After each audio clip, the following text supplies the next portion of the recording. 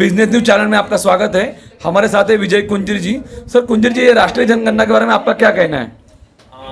जनगणना होनी तो चाहिए, जाति के आधार पे भी होनी चाहिए, पर मोदी सरकार की जो भूमिका है कि जिसकी वजह से ये नहीं हो रही है, हो पा रही है। जब तक इसमें जनता की तरफ से एक पुश नहीं आता है, एक प्रेशर नहीं आता है, तब तक शायद ये नहीं होने वाली है।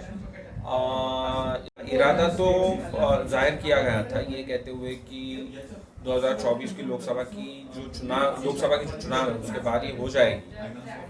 पर बजट जो 2025-26 का पारित किया है उसको देखते हुए ऐसा नहीं लग रहा है कि ये इस साल होने वाली है। सर क्यों ऐसा लग रहा है सर आपको? क्योंकि अगर जनगणना करवानी है आपको तो उसके लिए बजट में एक प्रावधान की जरूरत होती है। 2011 में जब ये हुई थी तो उस टाइम पे जो प्रावधान था वो 2000 करोड़ के आसपास का था। अब अगर इसको करना है तो आज 4000 4,500 करोड़ की जरूरत है। पर बजट में अगर आप प्रावधान देखें तो census registrar general of census जो है उनके लिए प्रावधान जो है वो खाली 600 करोड़ रुपए का है। अब 600 करोड़ रुपए में कोई जनगणना नहीं हो सकती है, तो उसकी वो गिन सकते हैं। पर अगर इंसानों को गिनना है तो उसके लिए भारत में 4-4,500 करोड़ रुपए की जरूरत है, और उसका तो कोई प्रावधान इस बजट में नजर नहीं आ रहा है। तो इसकी वजह से हमें ऐसा लगता है कि नहीं होने वाली ये इस साल। जात जनगणना जो है ये कब से चालू हुई सर? इसका बेस क्या है? जात जनगणना भारत में जो शुरू हुई है वो 1871 से शुरू हुई है। सो जो पहली जनगणना भारत में आधुनिक काल में हुई थी वो अंग्रेजों के ज़माने में हुई थी। 1871 से लेके 1901 तक उन्होंने जाति के आधार पे भारतीयों को गिना था। 1901 में जो ये उस टाइम के सेंसस कमिश्नर थे तो उन्होंने इन जातियों को एक हायरार्की में जिसे हम कहते हैं कि ऊंची जातियां ऊपर रहेगी, निचली जातियां नीचे रहेगी, तो इस तरह से इनको ऑर्गेनाइज करने की कोशिश की। और उसके बाद जो भारतीयों में एक तरह से होड़ शुरू हो गई कि हमें आप ऊंची जातियों में गिनिए, तो ये कुछ ज़्यादा जब होने लगा तो 1931 में इस जनगणना के पैटर्न को ही एक तरह से बदल दिया गया, और ये घोषणा कर दी गई कि 1931 के बाद कोई जनगणना का आधार जात नहीं होगी।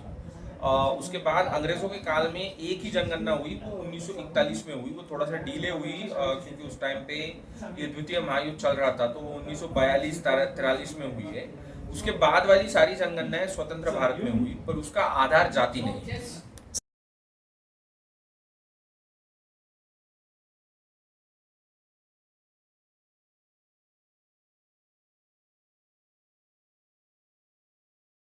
जनगणना वर्सेस कांग्रेस वर्सेस बीजेपी, इस बारे में आपका क्या कहना है?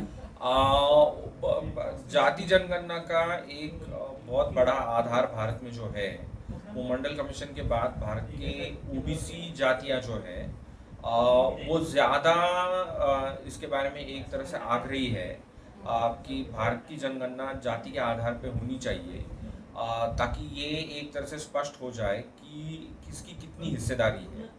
तो इसमें प्रॉब्लम ये है कि कांग्रेस इसके बारे में थोड़ा ज़्यादा प्रचार कर रही है कि भारत में जाति के आधार पर जनगणना होनी चाहिए, जबकि भाजपा ये मानती है कि इस तरह से जनगणना करवाना एक तरह से देश की एकता को एक तरह से एक खतरा मोल लेना वाली बात है।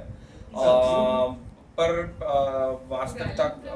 वास्तविकता में अगर हम देखें तो नज़र ये आता है कि भारत के ओबीसी जो है वो थोड़ा शायद भाजपा की तरफ आज की तारीख में झुके हुए हैं। भाजपा में वो अपना ज़्यादा प्रतिनिधित्व पाते हैं। मुझे ऐसा लगता है कि भाजपा उनके लिए सत्ता संपत्ति का एक बेहतरीन स्रोत है।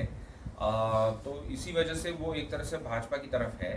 कांग्रेस कोशिश तो कर रही है, पर उस तरह से उसको आज तक कोई कामयाबी नहीं मिली है जैसे वाली कामयाबी भाजपा को मिली है। इसका मतलब है कि कोई भी पक्ष जनगणना करना ही नहीं चाहता, क्योंकि जो बजट है वो बजट उतना पॉसिबल भी नहीं किसी के लिए करना, और अगर बजट रखते हैं तो जनगणना होगी नहीं, और जनगणना अगर कर भी दिया जाति के आधार पर तो उसका बेनिफिट कुछ होने वाला नहीं, जॉबलेस है, जॉबलेस इतना मिलना ही नहीं।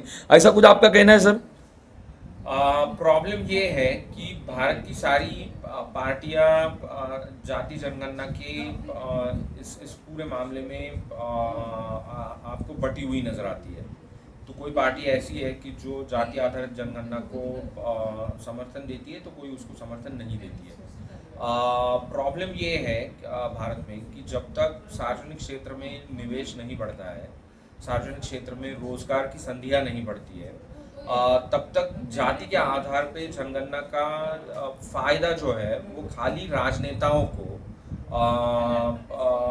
पॉलिटिकल पार्टीज को होता हुआ नजर आता है। सीटों के लिए मिलेगा सर? हाँ, तो वो उनको अपनी राजनीति को ज़्यादा बेहतर करने में, जाति के आधार पे ज़्यादा एक तरह से कॉम्पिटिटिव करने के लिए उसका उनको फायदा होता है। जनता को इसका कोई लाभ नहीं